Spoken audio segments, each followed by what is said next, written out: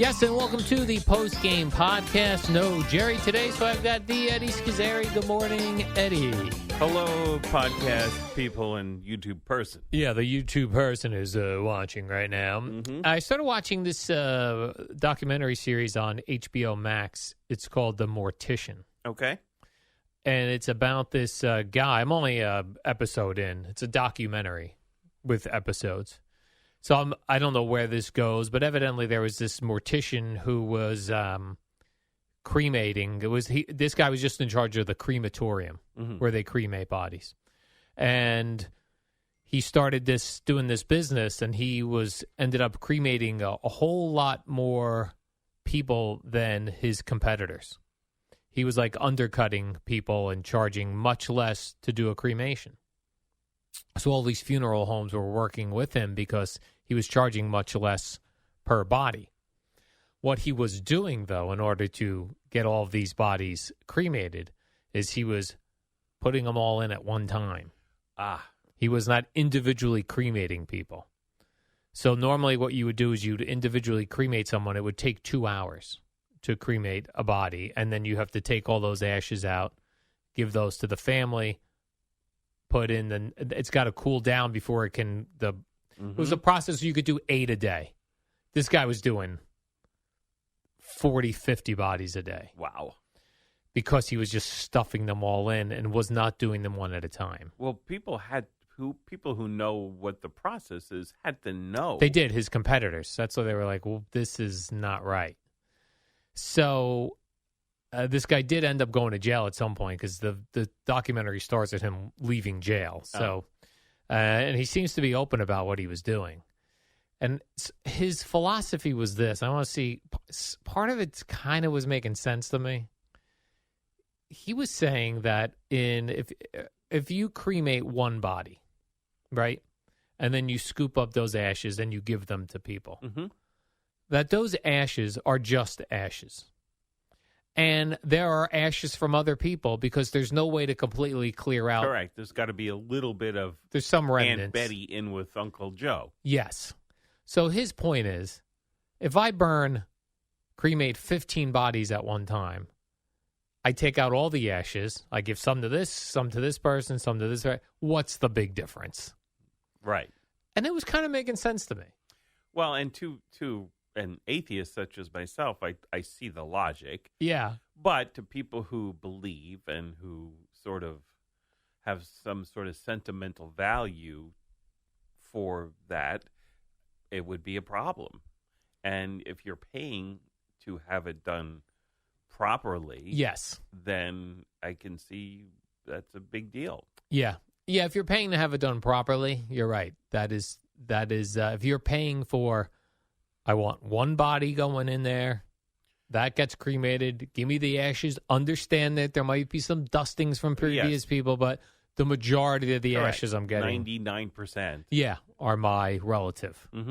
Where this is just like, he said that he would have a garbage can full of ashes that he would then distribute. Right. In which it's, even though you can make the argument, what are we talking about? It is disrespectful to the people who care about that. Do you think this goes on in the dog world? Oh, I would probably have to assume that it does. But as long as you don't know, then you can keep the fiction that, oh, okay, this is just Harley. Like we have Harley's ashes. Yeah. And we have the ashes of all the cats that we've had also. So, as long as you don't delve too deep and you kind of keep that little fiction in your head, then I think it's okay. It's like sort of harmless. But do I think that goes on? 100%. Where they're cremating multiple dogs at a time, and they just whatever ashes roll up, they will give them to this person and that person. Yeah. Yeah, they were saying they were being like, what a lot of people want to get cremated and just have their ashes put out to sea. Right? Yeah. So this guy's whole point was the people that are getting ashes put out to sea, they're going on top of other ashes in the water with other ashes. What's the big deal? Right. Love the person when you are with them and they are alive. Well, right. This is just a shell. Their soul is already gone. What does it matter what the ashes look like? Yeah. And listen, to my way of thinking about the world, he is correct. Yeah. But that is not the majority view, for sure. Yeah. There was another woman in the very first episode who was talking about her. She had to bury her mother in this funeral home that was also in the mix with this crematorium and all that stuff. And said to, my mother really wants to be buried with her wedding ring on. And the woman working at the place goes, I wouldn't do that. You'll probably enjoy the ring more, memories. Really what she was saying is, the people here will steal that ring. Yeah. Because that's what they were doing too. This place. Right. They were selling the dead people's clothes, selling their jewelry. Yeah. And then jamming them all in and cremating them. Yeah, for sure. Cremated. Cremated, yes. Cremated, Eddie. So, yeah, it's an interesting docuseries. I will continue to watch it just because it's somewhat fascinating as to, I guess it's like anything else. Like if that's your business, the weirded out thing kind of lessens over time, right? Oh, it has to. Where you're just, I remember one of the other complaints they were saying. Not only were they jamming and cremating multiple people at a time, which they should not have been doing. In order to fit them in there, they were breaking their bones and jamming them in. Right, and you could also say, well, you're incinerating into ash. What does it matter? I know, that's what I mean. Right. Like, illogically, it's to look at it logically is one thing. To look at it emotionally, totally different thing. Yeah, I mean, this guy was a businessman. The more he could cremate in one stop, he's saving on it was run on diesel gas. Right. He's saving on that. He's saving on the amount of time it takes to cremate a body. People who, they're paying a lot less. Yeah. The one guy that worked there said, one of the things that this really made me realize is a lot of people die every day. Oh, yeah. Like they're just picking up bodies left and right. Mm-hmm. Sure. I don't think about that. Like you don't realize how many people just die every day. Yeah. It's like every so many seconds. How many people have passed just in the time we've been talking? Yeah, probably, 100 and counting. And been cremated. It said it takes 2 hours to cremate a body. Yeah, well, you got to reduce it to ash. So, yeah. I'm trying to think, do you think we should be cremated or we should, like, what should happen? I think, yes. Cremated. I think that's the way I want to go. Because you're just running out of, we're going to run out of room. Yeah. Or buried in a method that is not going to be around for centuries. Just put people on the ground and let their body sort of get back absorbed to the earth. Yeah. But my sister, who was she was a biology teacher, so she thinks in biology, nature's way. Sure. She jokingly tells us, when I pass, just throw me in the woods. Yeah. Right. Yeah. Just give her a toss and down. No one's going to throw her in the woods. We'll probably give her a nice, proper burial. Yeah. We're not going to really throw her into the woods for the wolves and things. But I know what she's saying. Like, nature you got to go back to nature. Sure. Right. Do you think it's true when they say sometimes dogs go into the woods when they're going to die? Yeah, I think so. Or not necessarily the woods, but they'll go to a different sort of place because somehow they kind of sense what's going on. Yeah. But yeah, that animals do that. Go off to die somewhere. Like die with dignity. Yeah. Speaking of dogs, I recently asked AI. I said, why, like my dog, if my dog is at home while I'm at work and she has a bathroom issue, diarrhea, which she can't help. Right. She will go upstairs the furthest thing away from her bed. Right. When she vomits, she only vomits in her bed. She never leaves her bed to vomit. And I asked the artificial intelligence why that might be. And they said that because the dog is feeling nauseous, which is different than having to go diarrhea, that the dog wants to stay where it's comfortable, which is in its bed. And they get some comfort being in their bed when they're sick, and that it's why they will sometimes vomit in their bed. Yeah, I guess it made sense, but it's weird. Like My dog will vomit and then just lay. Yeah, or eat it. Ugh, God. Which happens. Yeah. Unless it's just the stomach bile. They ain't eating that. Yeah. Ugh. But God. Yeah, but there's that saying's been around forever. A dog won't dirty their own den, meaning with Yeah. But why will they throw up in it? Yeah, They don't see it the same. No, for sure not. No. Yeah, I wish my dog wouldn't do that. Because then I'm just washing dog beds constantly. Yeah, I know. Right? And we're dealing with our old lab now. Yeah. And so we usually it's mainly poop accidents. She just can't make it to the door. Yeah. But usually she does make it off the bed, and then we have all sort of carpet runners down, those cheap carpets you get, to help her walk also, because she's unsteady on the slick floor. Yeah. But so we're constantly washing rugs, which is fine. What are you going to do? Right. Now, will you try to clean that off the best you can before throwing it in the laundry? Yeah. Well, my wife and I have different philosophies. Yeah. Like if it's nice poop and it picks up easy and it doesn't leave any stain, I'll give it a little spray and a little pat with I paper would do that as towel well instead of doing 18 loads of laundry. Yes, I agree with that. My wife is like, so when it happens and I'm the one who picks it up, I don't even tell her. Yeah. I just, oh no, everything's fine. Right. And she can't. How would she know? Right. If it's a squishy one, then it's a different story. Yeah. Or if it's a pee accident, different story. Right, different story. So when we ask you this of the philosophy, because like Gio, something came up one time with Gio and his daughter vomiting, right? So if my dog vomits in the dog bed, I will clean it up. Then I will vacuum the bed as best I can before I throw it in the laundry, because I don't want to clog the laundry. Sure. Gio said the one time he told the story about his daughter vomiting all in the bed, he said he scooped it all up. He scooped the bedding up with all the vomit in it and threw that in the washing machine. No, I would not. You wouldn't do that, right? No, you gotta. I think I heard that correctly. Even as much as it sucks, you gotta clean it out. You gotta throw that out because that's not good for the washer. No, I mean a little bit or the stain. That's fine. And you put it on we have a sanitized cycle. Yeah, which we use for if it's like a big poopy stain or something like that. But no, to actually throw like a solid.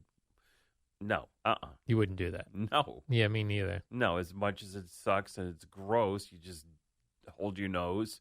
And I find the dog vomit worse odor than the poop. I agree with that.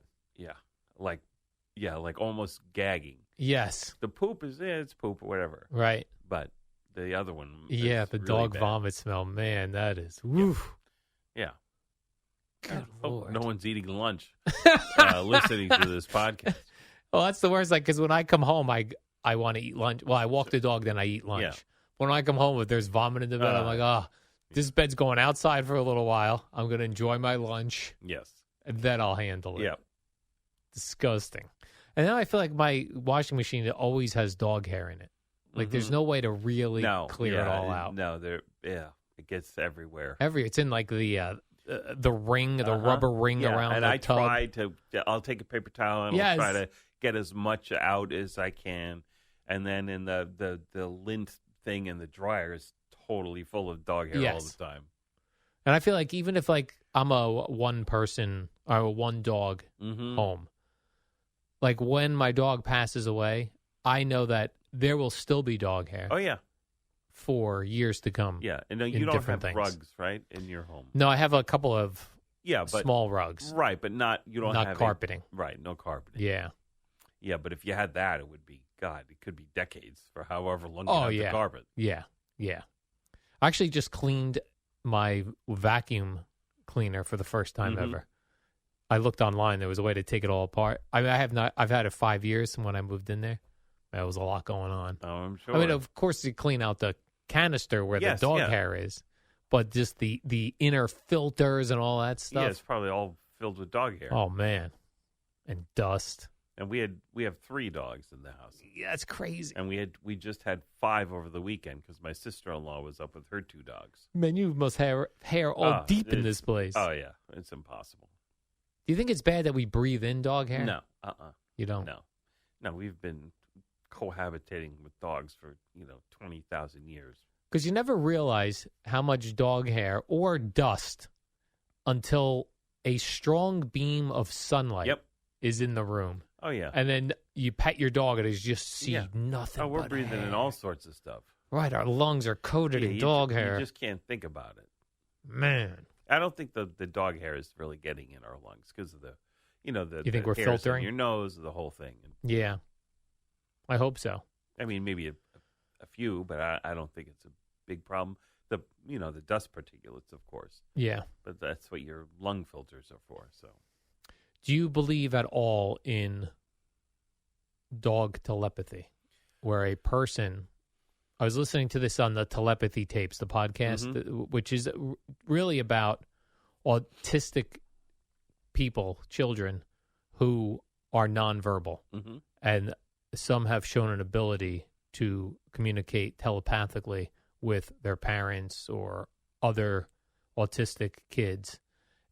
And in one of the podcasts, they talked about animal telepathy. In particular, there's a woman who helps people who ride horses work with their horses. And she talked about this one dog in the family that she helped. And she says to like talk to your dog and think to your dog and tell your dog things like, I'm heading out right now. I'm going to go to the store and I'm probably gone about 30 minutes and then I'll be back to see you again and then leave. And that somehow helps them. To speak it, not to think it out. Or I guess you could do either. Yeah. I do that. Yeah. I'll say, Daddy has to go out, but I'll be back.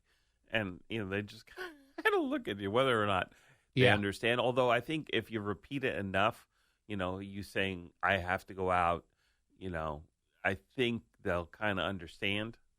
I do think that. Yeah. I don't know about telepathy, but hey, I wouldn't. Like they think, some people who think like when I'm leaving here, if in my head, I'm like, whimsy girl, I'm heading home. I'll be home in 1 hour and 10 minutes. That she hears that or gets that communicated to her. Well, I mean, I know dogs are very good with like schedules and timing, so she maybe just is conditioned to it by now. That is amazing how they know time. Yeah. Like how many hours have passed. Right.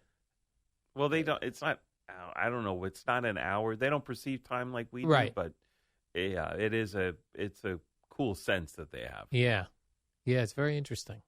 It's weird that we still don't have all of that information about how to communicate with dogs, considering we've been dealing with them for so many years. Yeah, well, like you were telling me about your doctor's visit, like even after all this time, like we don't understand a lot about. Yeah, I was reading. I heard some article. We just figured out why Tylenol or acetaminophen, why that works. They really had no idea exactly the process. But I think they just sort of figured out whatever pathway it uses to work. Yeah.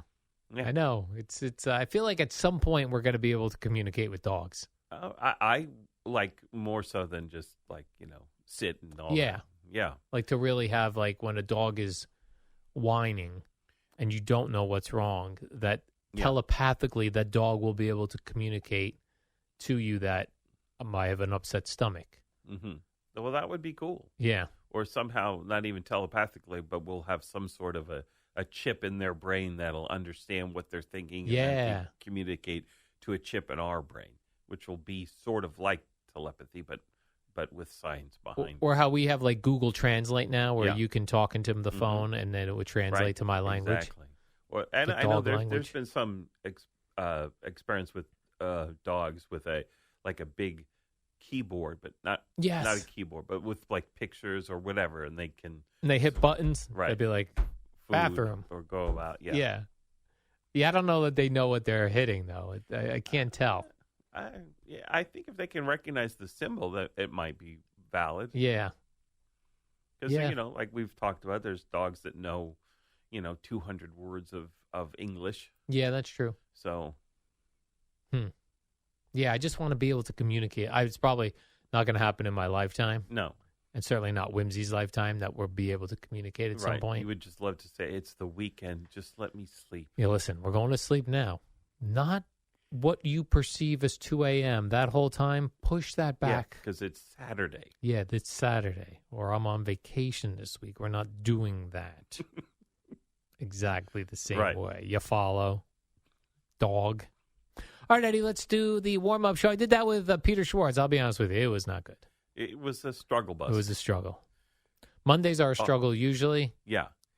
But I think I don't blame Peter for it. I think your mindset was terrible. Yes. Going in. I went in with a very bad attitude. It was hot, the whole thing. Yeah, went in with a very bad attitude. No doubt about it. Now, what do we think for tomorrow? Jerry was supposed to be working, but remotely. Yeah, I don't know. So we can do the podcast with him not here, remotely, yes. I believe. And we can just put a picture of Jerry over here. Perfect. To do that, because to try to talk him through entering the StreamYard. No, it sounds like a disaster. No. All right, yeah, we'll do that. Hopefully Jerry's back tomorrow. We're hopeful that that's going to be the case. Mm-hmm. All right, why don't you give him a see ya? See ya! So.